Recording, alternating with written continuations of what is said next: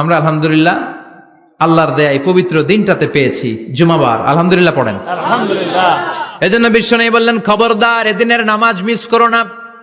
মান তারাকা সালাসা জুমাইন তাহাউনান, গাফলতি করে টানা 3টা জুমা যে ব্যক্তি মিস করলো, তাবা আল্লাহু ফি কলবিহি, রব্বুল আলামিন ওই লোকটার অন্তরের মধ্যে মোহর মেরে দেয়। ওয়া কুতিবা ফি জুমরাতিল মুনাফিকিন, মুনাফিকদের খাতায় তার নাম তুলে দেয়। 3টা জুমা যদি কেউ মিস করে, 2টা পানিশমেন্ট। এক হচ্ছে তবে আল্লাহ ফি কলবি, আল্লাহ অন্তরে মোহর মেরে দেয়। ভালো কথা ভাল লাগে না, নামাজ ভাল লাগে না, আজান ভাল লাগে না, ইসলাম ভাল লাগে না, শুধু মৌজ মাস্তি ভাল লাগে, গান বাজনা ভাল লাগে, এরকম আছে না নাই?